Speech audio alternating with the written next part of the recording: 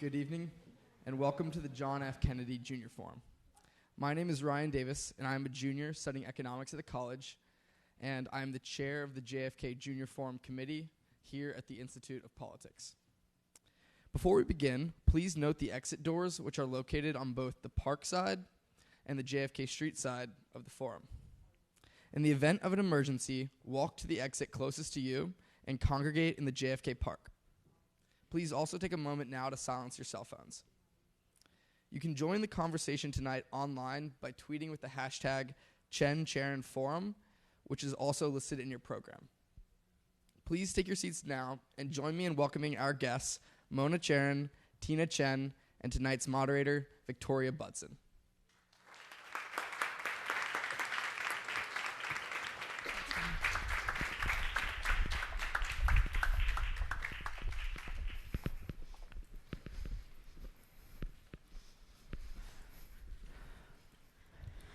Good evening. Thank you so much for joining us, those of you who are here and watching live streamed. Today we have two individuals who are experts in their field, who are thought leaders across the nation, to talk with us about what is really a moment in time, to discuss hashtag Time's Up and Me Too, the movements, accountability, cultural reckoning, and where we go from here. Now, there are many of you who are here tonight and you're listening because you think that this is important for women. And there may be some of you who understand that this isn't just important for women, it's important for women and men who are survivors of harassment, who are survivors of sexual assault. But I want us to open and frame our conversation that this is an issue which is incredibly important to everyone. Creating workplaces throughout the United States that are safe, equitable, and predictable places where one can go to do their job is their cornerstone of ensuring and enhancing American prosperity.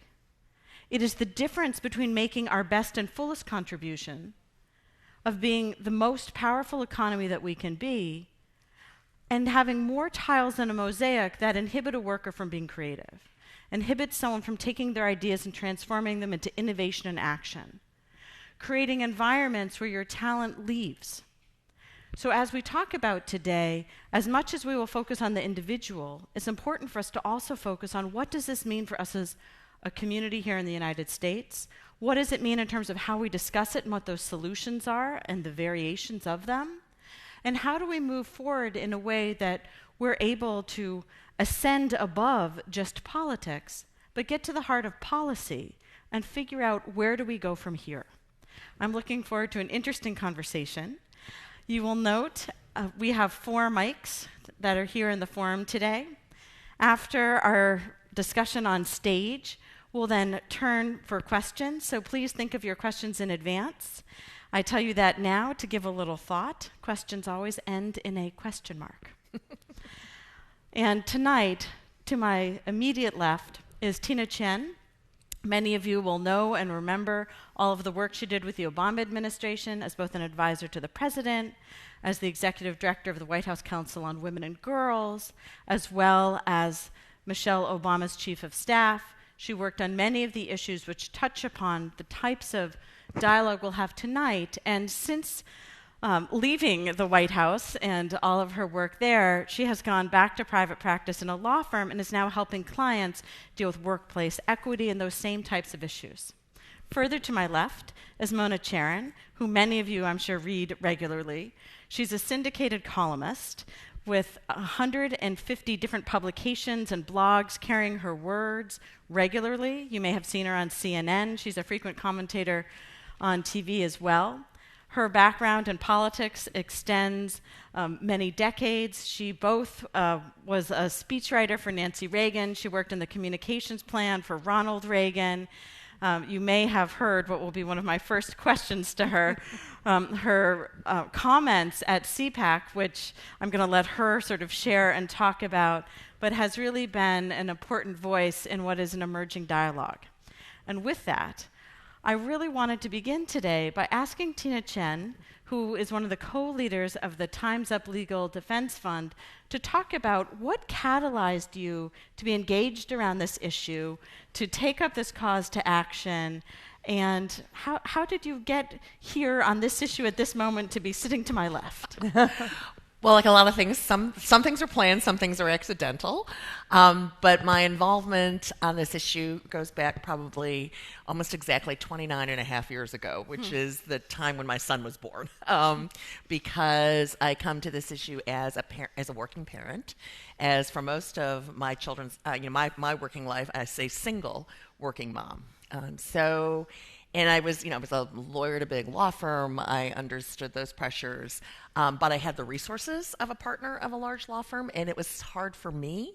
So when I got to the White House, we talked about this a lot. Valerie Jarrett, who was chair of the White House Council of Women and Girls, while I was executive director, was also a single working mom. The president and the first lady came from a family where both of them worked, and one of them happened to travel a lot along the way while their children were young, and so understood the pressures on working families. But we also knew we had all been fortunate enough to have a variety of resources at our disposal, that many low-income workers, many people who are making difficult choices between losing their job or staying home with a sick child, are having to do. So we dedicated a lot of our time in the Obama White House to the working families agenda, which Victoria, we talked about that a lot when I was in the White House. And I have continued that work since, because I've long thought from my conversations with companies while we were in the White House, that there are a lot of companies who get it. They get the upside, because all the data is there on how more profitable it is for the business. They now actually all see the downside, enterprise risk, from not addressing these issues. But what they don't know is what to do. And there are a lot of companies who just don't know what to do about it. That's why I've just started this practice, and I really did start it in September of last year, well before any of the this news cycle began. And then just coincidentally happened to be in Los Angeles, working on some other issues out there when in the wake of the Harvey Weinstein articles, and talking with the women in Hollywood who are already then coming together to see what could they do in this moment that would be about making sustainable change for the future, and not just in their industry, but in all industries. And we also watched women who were coming forward who were getting threatened by lawyers for the rich and the powerful, men they were accusing. And we knew we needed to get them lawyers. And then we also found out we needed to get low-income women lawyers who had cases, because they actually can't find lawyers because their wage recovery is so low that their traditional plaintiff's employment lawyer can't afford to take them.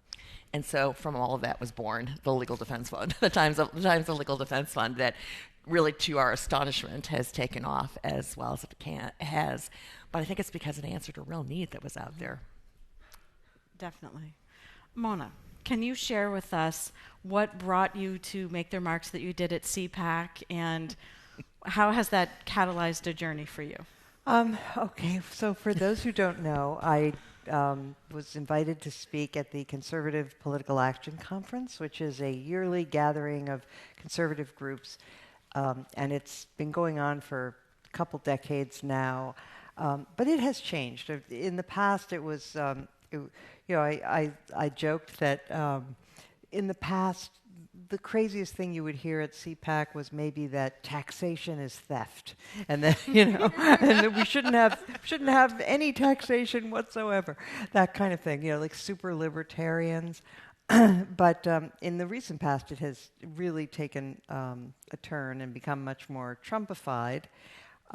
And I was very disappointed to see CPAC go in that direction, because it was never, it was never a Republican organization. It was supposed to represent the conservative movement. In any event, they invited me to come and speak, partly because of the writing that I've been doing this year about Me Too. And they wanted to have a panel of conservative women's perspectives on this issue, which I do think are very necessary and valuable, and I think conservative women have a perspective that needs to be heard.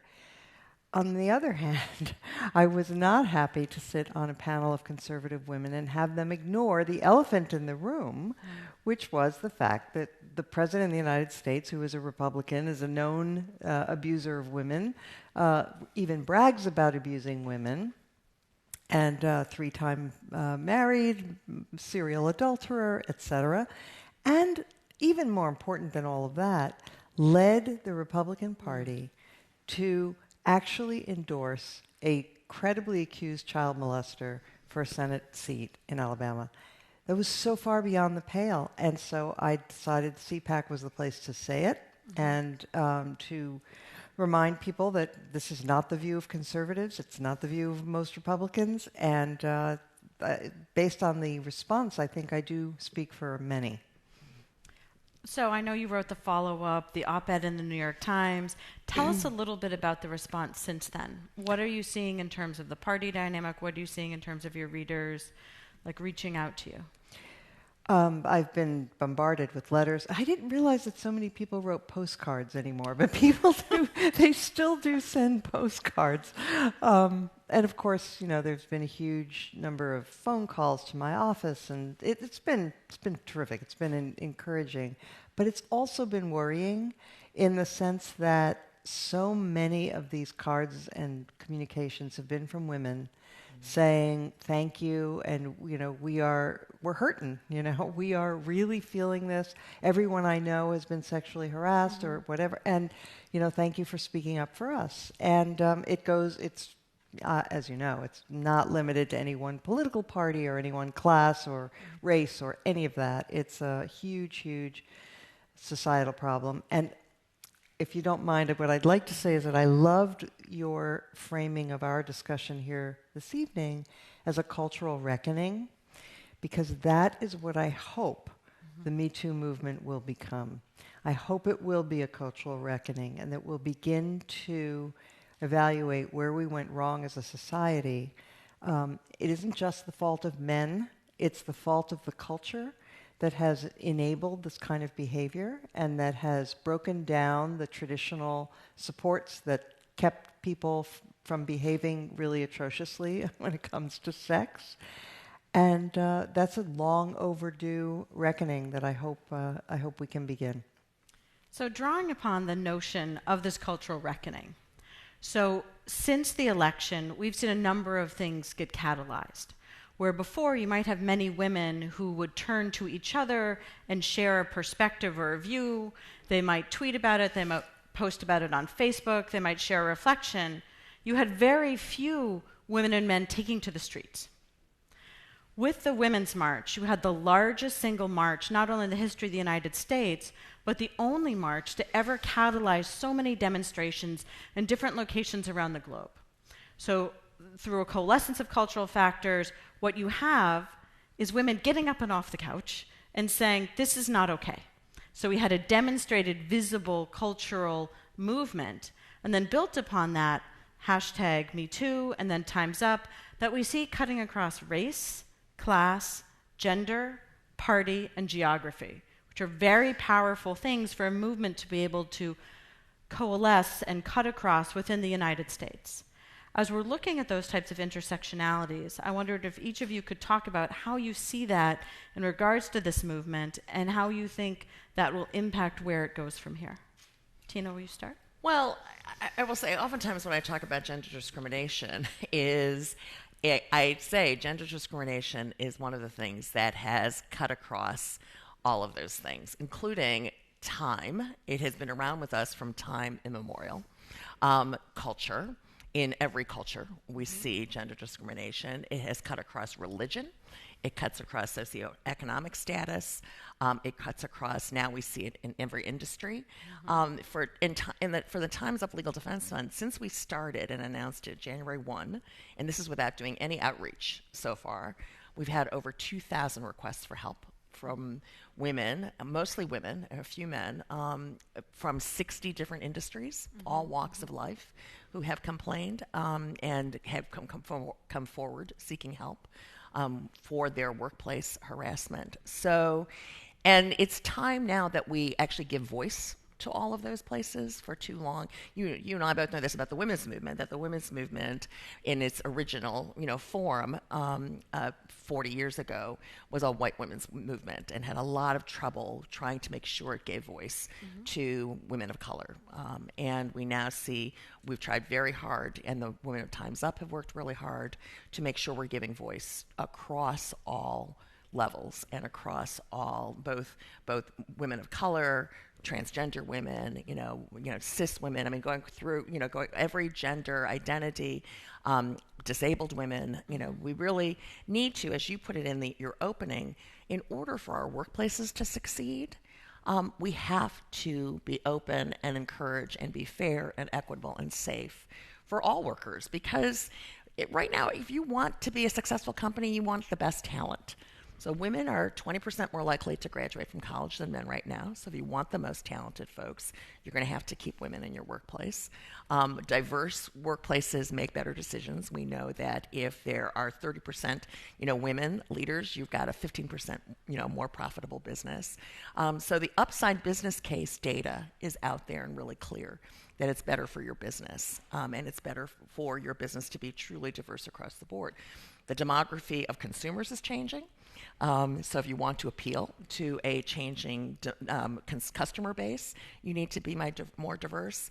And you need to project values that are inclusive, because especially this millennial generation, data shows us, cares about the values and of the companies that are providing them with goods and services and are making actual dollars and cents decisions based on that. So companies who want to be successful in the next generation are going to reflect this and need to come around and do it.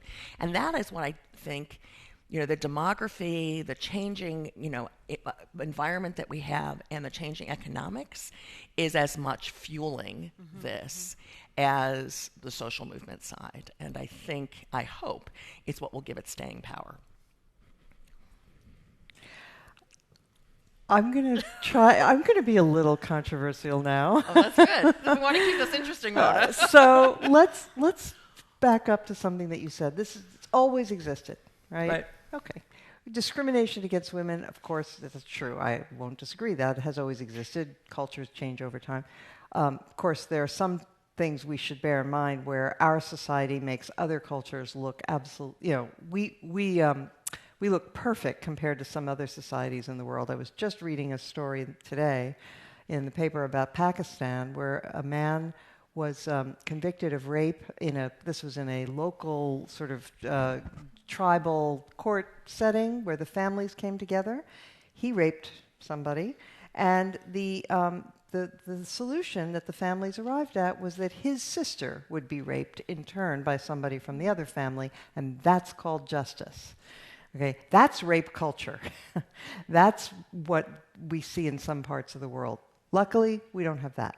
But looking at whether things have gotten worse here, I would argue they have.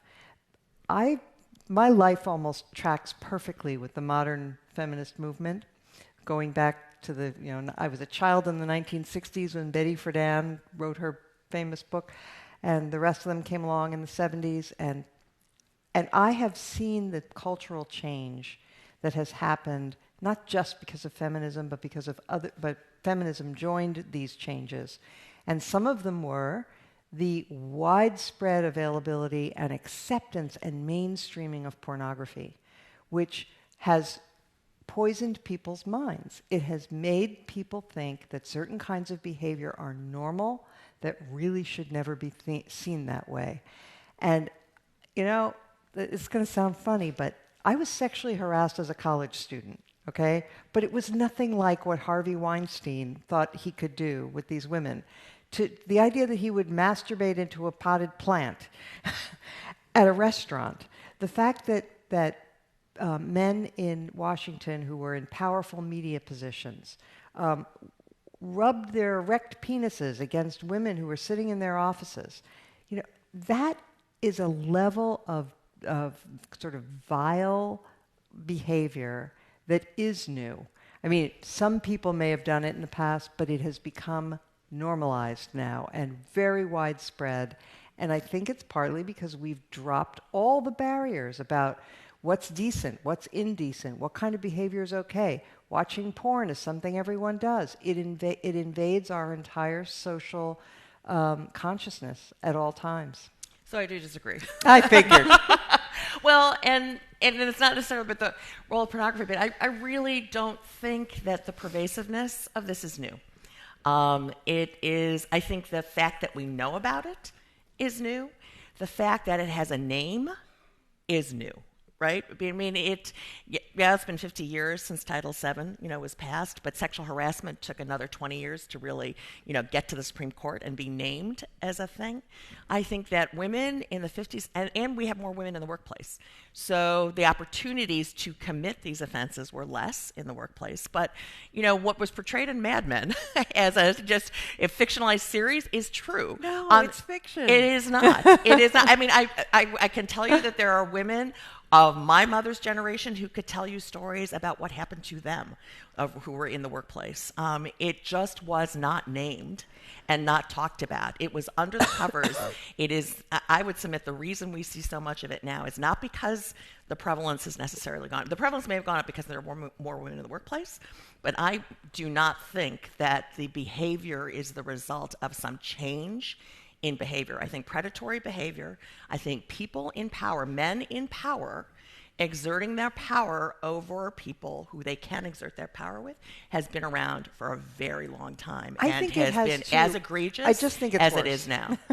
I think I agree with you that there has always been this. I mean, the casting couch in Hollywood's famous, right? But Hollywood may have been a little bit of an outlier too. I don't think so. But all right, well, I really don't. It's really impossible to know this because we didn't count it. Right? It is impossible. Okay, to know. There's just been a lowering of standards in general about sexual behavior in our society, so that it's considered that gentlemanly behavior, for example, is no longer something that men are taught. I mean, I taught my sons. I have 3 sons. I taught them, but it's not generally the standard anymore. And that's, something that has been lost. And arguably, this is one of the prices that we're paying for that. I will tell you, I don't disagree that there is a coarseness to both. Well, just look at what we're talking about on the nightly news right now, right? There is a coarseness to public discourse and perhaps a coarseness in certain behaviors. But I do submit that gentlemanly behavior did not necessarily translate into people treating each other well, but once the doors were closed. And I think what we've seen as well over time is that what behavior was exhibited to who depended on social class, depended on station. So we have many historical examples, even if we don't have the amount of data we would have today, that there was regular harassment and rape of workers, and most women throughout time and memoriam were working. Post-industrial revolution, when you had women outside the home entering the mills and so forth, we have examples. Pre-Civil War South. Correct. So what we see is this continuing drumbeat, right? We do now have ways of naming and discussing it. We have dialogues taking place on campuses like ours and throughout the United States about what is the discourse, what are the expectations, what does consent look like. And also when we talk about Harvey Weinstein, I think what's important to note, there is harassment and there's what is called target rape. Diane Rosenfeld, who's one of our faculty members at the law school, target rape is when one creates situations and environments using social engineering and other forms where you have identified a target, your actions ramp to then rape that target. And we see Harvey Weinstein is an example of someone who's participated in target rape, which I think we have to call out as on the spectrum, but different than just sexual harassment. So if we say that Harvey Weinstein sexually harassed, yes, but he was also a rapist, and I think that has to be sort of called out directly. As well as reinforcing the idea that used to be prevalent and has also sort of been lost to some degree. Namely, part of empowering women is saying to them, you do not have to agree to go meet somebody you work with in his hotel. That is not acceptable. And you just say, absolutely not. And it shouldn't even be a question. You want me to meet in your hotel room? The hell I will, That's it. And in the old days, that was something that women felt perfectly empowered to do, to say, that's inappropriate, we meet in the office.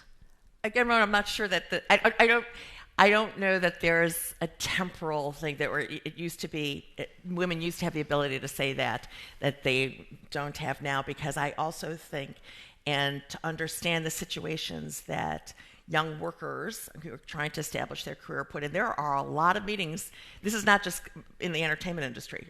There are a lot of times when people are, there are law school interviews actually that happen in people's hotel rooms, because that's the place where people are doing them. Not because it's nefarious, it's because, you come onto campus. A hotel room itself is not necessarily a place where you're being invited up there to be sexually assaulted. And so the idea that women, interestingly, somebody said this to me last night, I was talking to a young man who works for, very closely with a CEO, and he said, I go to his house and I go to his, hotel room to meet all the time, because that's where we do business. And the idea that, the idea that a hotel room is totally off limits to doing business, there is a lot of business that gets done in people's homes and in those informal settings. Women, however, are put in that extra burden of trying to decide, I need to get ahead in this business. Everybody else is going upstairs to a room to meet. I now need to think about, am I getting invited upstairs because I'm about to get sexually harassed or assaulted or not? And if I don't go, and this is the most powerful director in Hollywood, it's my one chance to meet him, how do I say no to that? And I'm a struggling actress. And layered on the top, this conversation with this young man yesterday was very interesting to me, because he was right. Young men do this all the time without fear of getting sexually harassed or assaulted, and that's how a lot of business gets done, and that's how that person gets ahead, which is the double bind that women have been in and continue to be in today. And always will be. Well, will be until we, in order to get themselves ahead in their careers, we cannot accept that it always will be. I don't mean that we should accept it. What right. I'm saying is women are by nature the more vulnerable sex sexually. That's just a fact. We're smaller, we're weaker, men have a stronger sex drive. That's just the world. And so women need to be realistic about the way the world is and not say, well, men just shouldn't do that. Well, yeah, of course they shouldn't, and they should be treated, Weinstein deserves his fate, and all the rest of them deserve everything they're getting, and massive opprobrium should attach to that kind of behavior, because that's part of what we do when we're molding social norms. But women, too, should be aware that, yes, they are vulnerable, and that when they are arranging for business meetings, they say, I'll meet you at your hotel, let's meet in the coffee shop, let's meet in the lobby. You don't have to go up to somebody's hotel room. And, if it means you're not going to be an actress, so be it. I mean, there are just certain things that aren't worth it. It's interesting because we're in a moment where we're having this conversation in March. I'm not sure if you and I were having this conversation in March of last year, we would have had the same perspective, just because it's one of those things where we're now sitting here informed in our heads by what has gone on and by what Harvey Weinstein's behavior is and what it meant to be invited up to that hotel room. And I think, right now in this current environment, if you get invited up to a hotel room, you're thinking twice. Before 6 months ago, I'm not entirely sure that anybody in that situation would have thought that, or would have been charged with being unnoticed, that this is what's going to happen with this person. Because, like I said, so much happens in those environments. So much is, well, this is an opportunity for me to speak to somebody. And you wouldn't have been, on notice that I should be cutting off my chance to further my career. I shouldn't be, lawyers who are traveling together, or people who are working on campaigns together.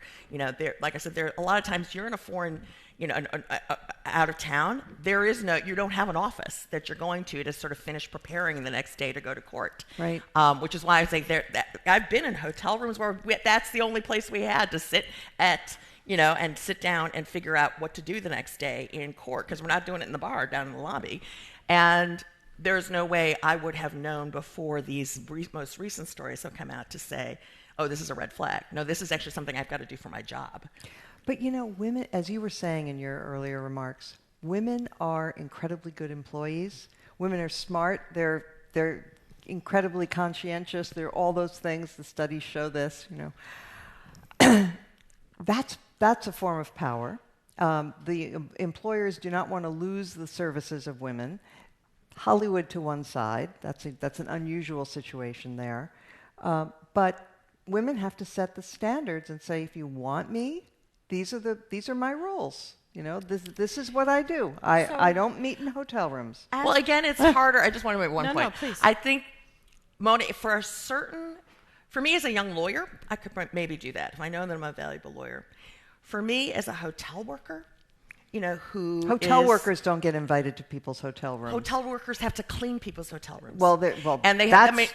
Seriously. If we're really going to talk about all the places in which this happens, and we have to devise solutions, and we have to understand. But that's not a matter of getting ahead in her career and going to a room with a guy. No, If you want to succeed, it's not even getting ahead in your career. It's doing the job to put food on the table for your family. Right, but you have if she's assaulted in a hotel room by a hotel guest and she's the maid cleaning the room, right. That's a crime. She reports it. That's not. And they don't always get off. Dominique Strauss-Kahn took off for France when he did that. And we have workers who, and we're seeing this in the cases that we're getting.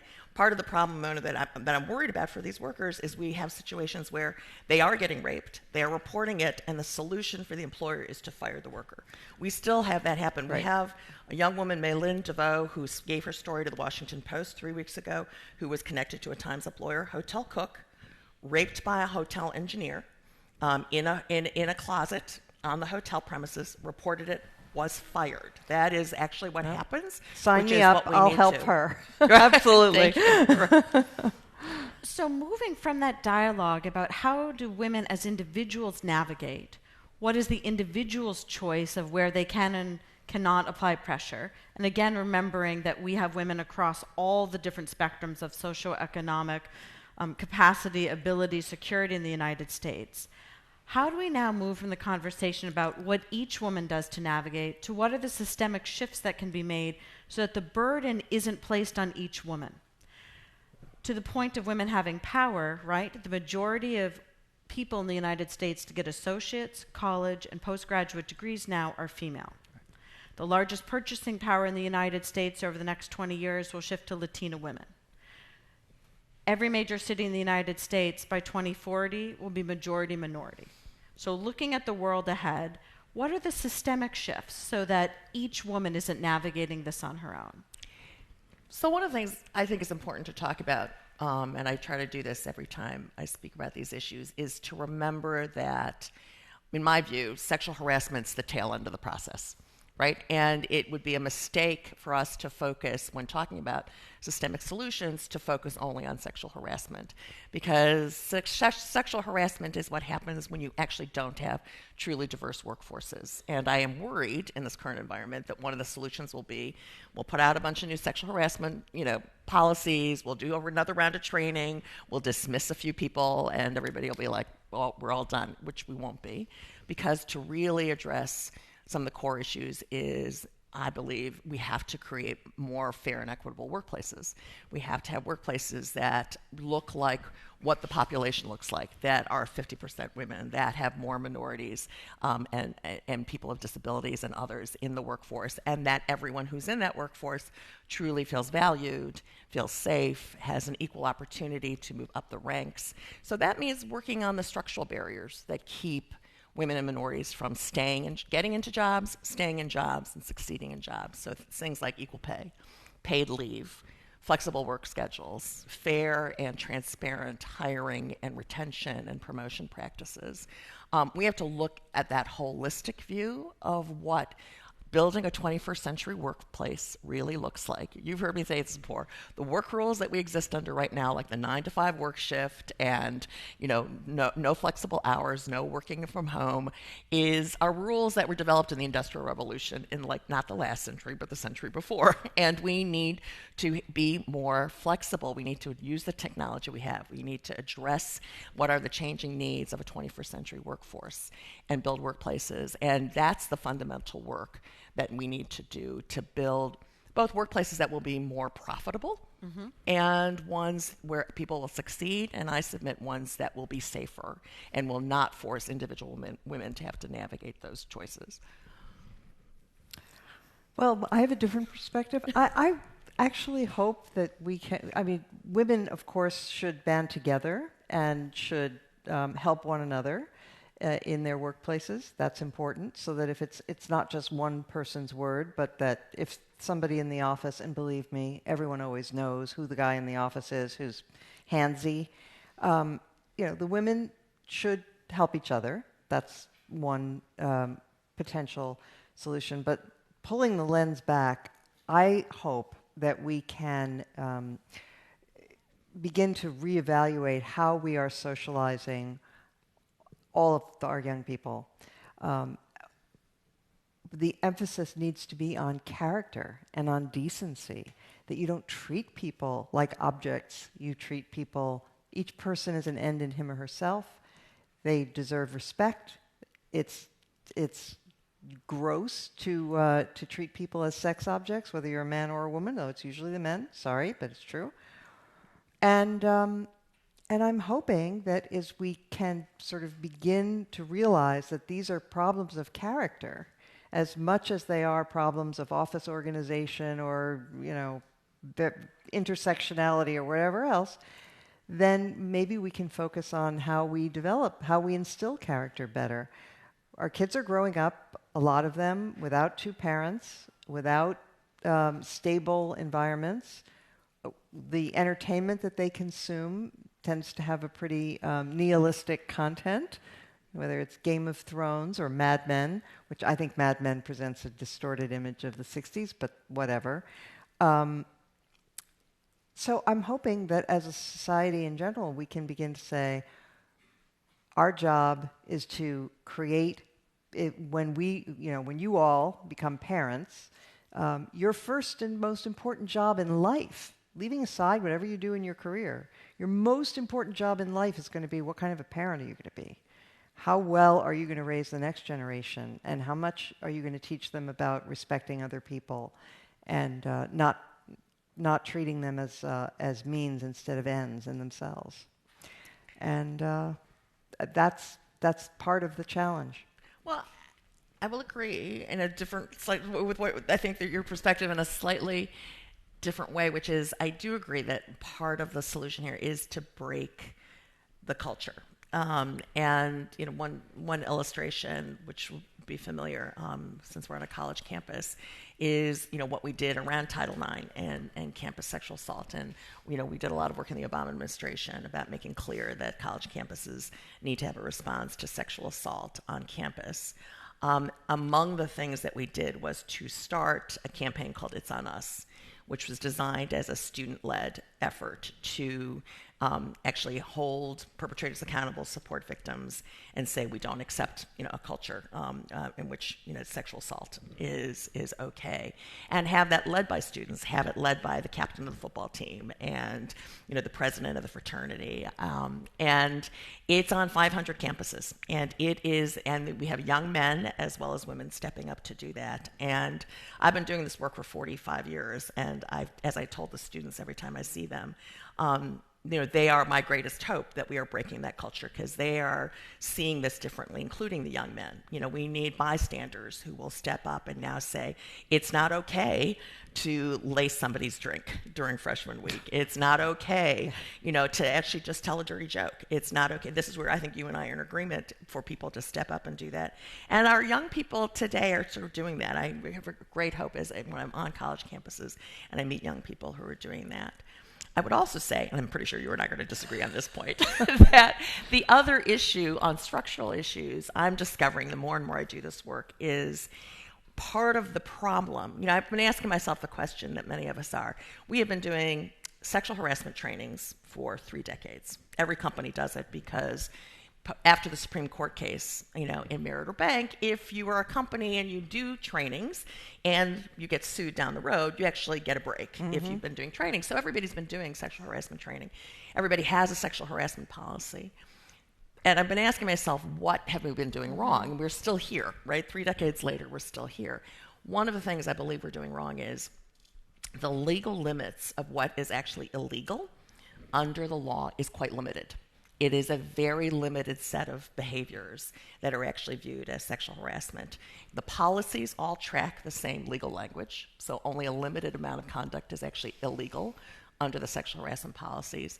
The trainings all just train to that limited. So one example, it's not required under the law for bystanders to come forward and speak up if they see something wrong or to help somebody.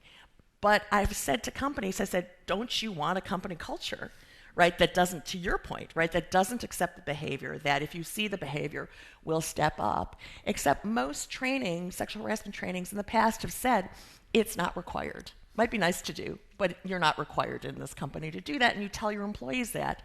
And that's actually not what we want to do. So I think the challenge that we're in right now, and the challenge for companies is, what kind of values do you want to have as a company?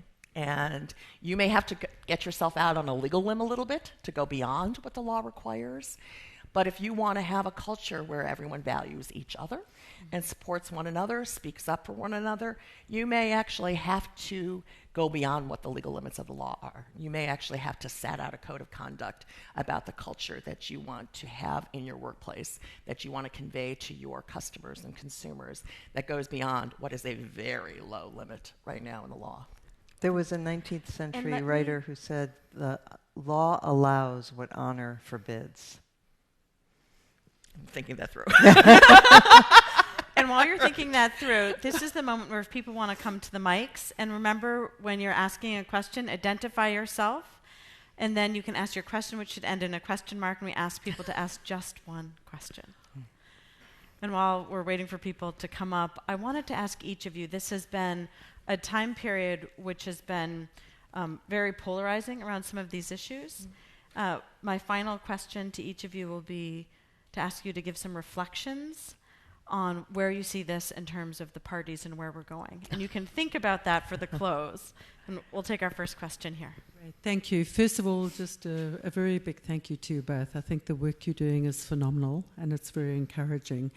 The question I have, and for you both, but possibly Tina a little more, is what is it that has created this sudden impetus for a grandstand of people to come out, powerful people, to tip the scales to get us to this point? Because the fact that Hollywood took the stand they did, powerful celebrities and personalities, had incredible impact in terms of public opinion, and suddenly companies did start taking note and taking action. So what created the tipping point, and to what extent does it require the financial contribution to actually make these changes effective for ordinary citizens in society? Because I think this understanding would help other issues in society, and how do we get to those tipping points?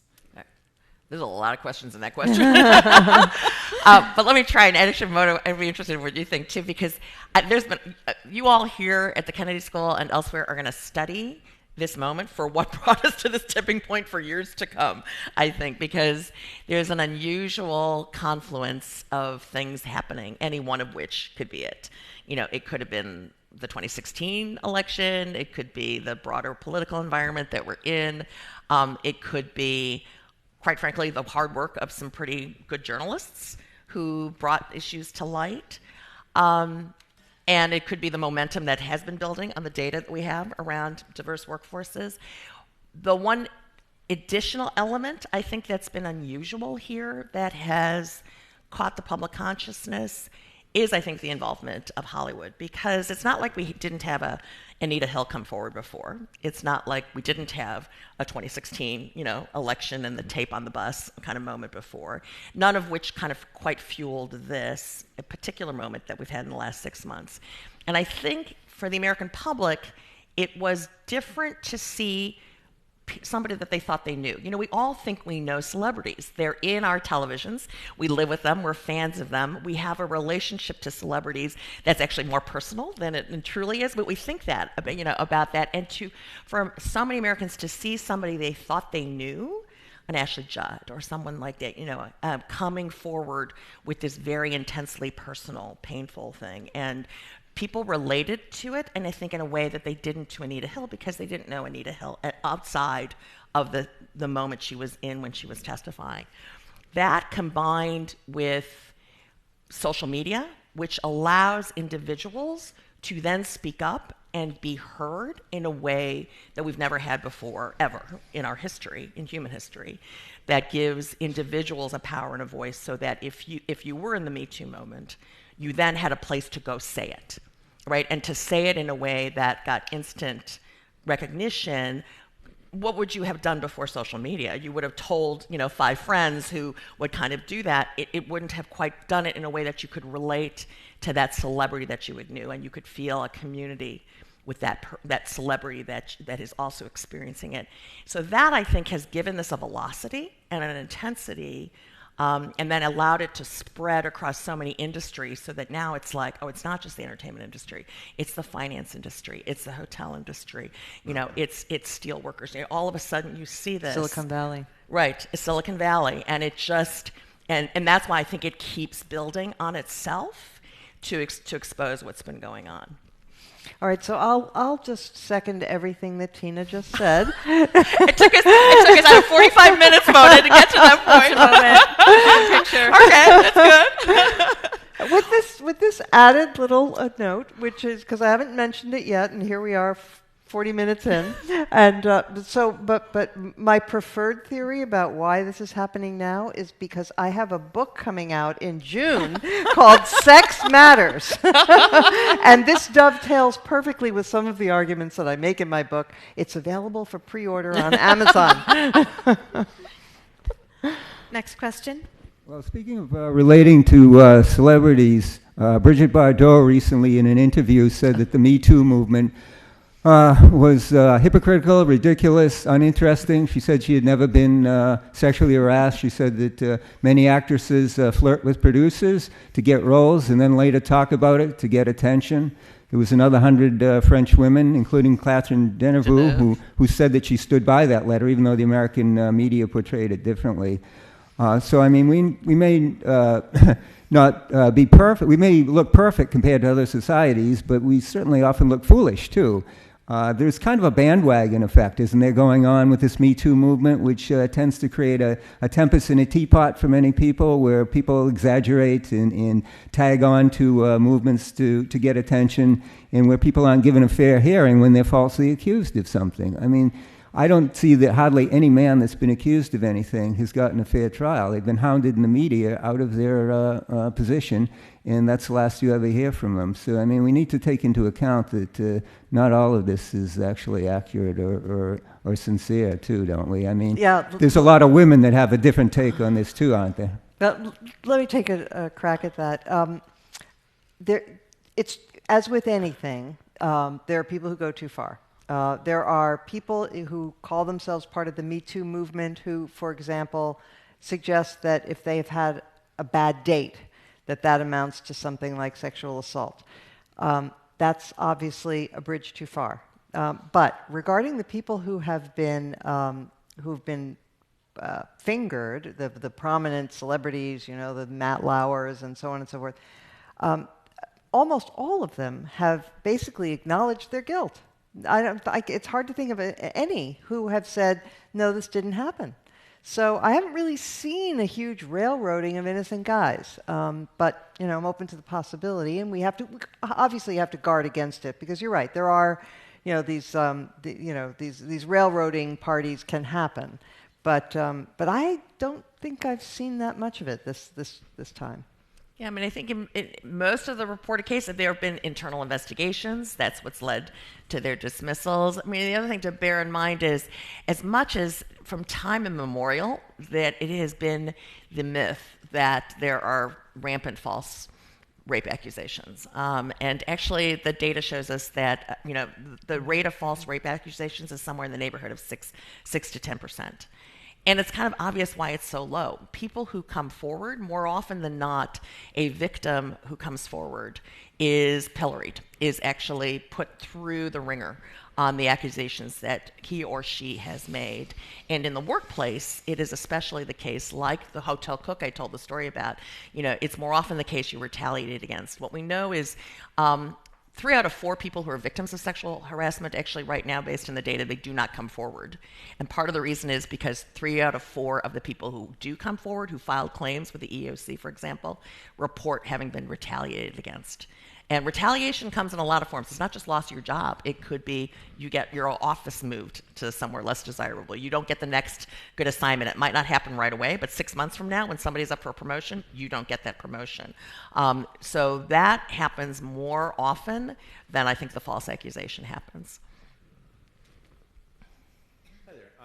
My name is Ben Bolcher, and I'm a Harvard alum, and I love the title of tonight's talk, Action, Accountability, and Cultural Reckoning. And so I have a kind of a broader meta question about cultural reckoning. I think a lot of men in the audience have never contemplated a moment in their life where they might change their last name. But at least in American society, there are a lot of women that consider it, or when they get married, actually do change their last name. And there's often an interesting debate about what should we name children? Whose last name should they have? Should we hyphenate it? And so forth. But it seems like there's a terrible imbalance between men and women in terms of last names and the politics of last names. And I think names matter. Like Harvard University, the names have power. What? So, What's it called? so what happened to Radcliffe? As a graduate of Radcliffe, I always say. And I think there's some brave women that try to navigate this. Hillary Rodham Clinton tried to go by Hillary Rodham for a bit. Folks in Arkansas had an issue with it. She used Hillary Rodham, and then finally she just accepted Hillary Clinton. I'm just wondering, if we are very progressive with feminism and so forth, what should the aim be? How should we deal with naming children? And because I do think that it relates to the broader vision of pursuing some notion of equality between men and women. A meta-level question. Just curious what you think. Yes. Well, all right. So I'm a person who kept my name, which became very convenient when I subsequently became divorced. So not that I planned it that way when it happened, and yet many of my friends, have changed their name, and of my generation. And here's what I actually think about it. I think this is all about choice. That at the end of the day, what we're going for and what we are trying to achieve is freedom of choice, for people to take whatever it is comfortable for them and their families, whether that's name choice, whether that's career choice, whether to stay at home and work, whether you're a man or a woman, or go out into the workplace, and that choice will be accepted by the broader society and supported, and not, you won't be isolated because you named your kids a certain way. You won't be isolated because you've chosen a particular career path that's non-traditional, that has a lot of men in it, that you'll be supported and you'll be able to feel safe. I think that's the cultural reckoning. That's the goal, the meta goal that we're all looking for. Well, I have not strong feelings about names. People should do whatever they want. I'm all for choice. But I would say this on behalf of the traditional way of giving the father's name to children. It's my view that the bond between mothers and children is the strongest in nature, and takes a lot to separate a woman from her child. Unfortunately, it doesn't take quite so much to separate a father from his. And if giving the child the father's name is another way of sort of cementing that bond, maybe it does some good. I will interject that you have one of the psychiatrists here at Harvard is one of the leading folks who actually have documented that one of the best ways to strengthen that bond is to have paternity leave. And seriously, for fathers to stay home with their children, the bond actually increases. So just thought I'd interject that too. This has been a commercial announcement. Yeah. Hi, my name is Vicki. I work for Harvard on programs related to diversity in STEM, and I'm starting the MPP program here this fall. So my question is about sexual assault in a setting that hasn't come up here tonight, which is toward women who are in the custody of law enforcement. So, the stats on that are just absolutely horrifying. And given that our discussion tonight has focused a lot on the economic benefits of diversity and the purchasing power and professional talent and things like that, how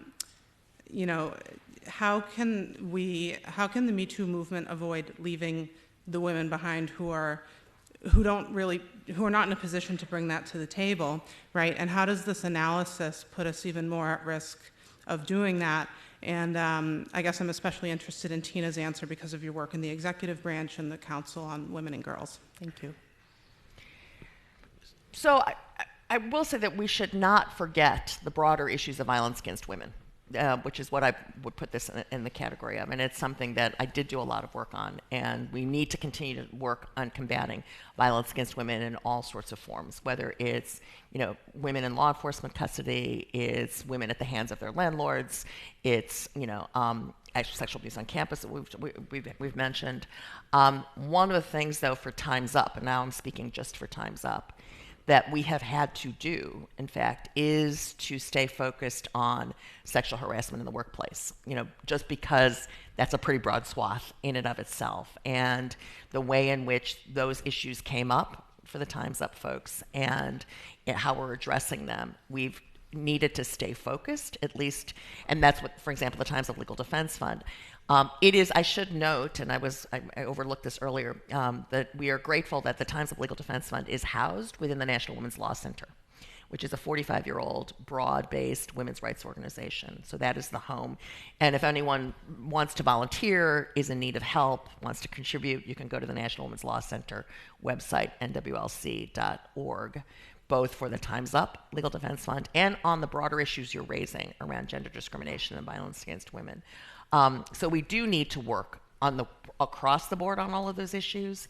The specific moment around sexual harassment in the workplace, though, is something that we've been focused on under the Time's Up banner.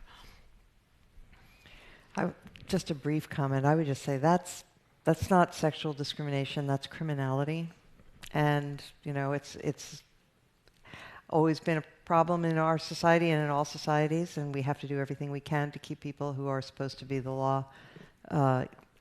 Who are supposed to uphold the law to see that they do so. Body cams, other kinds of supervision. It's an eternal problem. But that's a matter of police committing crimes. It really isn't a matter of sex discrimination. Thank you both very much for your comments and discussion tonight. I'd like to give you each an opportunity for a summation and a last word, and you're welcome to include comments on how you think this will play out in terms of political party and legislative action. My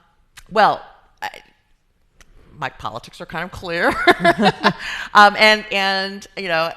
in terms of democratic politics, we've been really clear around things like the Paycheck Fairness Act, around a series of legislative proposals around paid leave, around addressing sexual harassment, around expanding coverage, and it's something I think that is pretty central to across the board, where my party is, and I think you will see people continuing to run on that. I think we knew already, based on the polling in both when we ran for re-election in 2012 and I think what we saw in the 2016 election, that these are issues that people care about and vote on. And interestingly, that was not the case in 2008. Mm-hmm. The data actually showed in 2008 that people viewed workplace issues like finding childcare as a struggle and trying to figure out how to balance work and home as personal issues, not public policy issues. And I'm actually proud of the fact that during the time we were in office, that shifted. And now these are issues that people vote on. So I think it will be one of many things that people vote on in the fall. More importantly, I guess my summation would be is for those of us who care about what workplaces look like in the future and who believe, as I really do, as the data I think demonstrates, that is a path to prosperity for individual companies, for individual families, and for the country as a whole, then we need to keep at this. It took us decades, if not centuries, to get into this mess. It will take us, hopefully not that long, but it's going to take us a while. It's not going to be over in a matter of months. We have far too short attention spans sometimes as an electorate, and we need to make sure that that doesn't happen, and we need to stay at this. I'm not sure this is actually a political problem, and let me take you back to one of the presidential debates in 2016, where you had, on the one hand, Donald Trump, and I don't need to elaborate on his problems with women, and on the other side, you had Hillary Clinton, who had justified and stood up for her husband, who was a known sexual harasser his entire life. And Hillary's hardly came to this with clean hands. And a voter would be completely understood to say, a pox on both your houses. Neither one of you is presenting the kind of dignity or the kind of behavior that we would like to see in a president of the United States. And so even if it hadn't been for 2016 and the awful choice that the American voters were faced with that year, probably the most awful in history, I think this is a matter of behavior, of character, of what we accept and think is okay and normal. And there may be limited political things that we can do, but I think a lot of it involves changing the way we raise kids and changing the kinds of entertainments that we think are funny and the kinds of just behavior that we're willing to normalize. And that will be here we will agree it'll be a long project because we didn't get here overnight.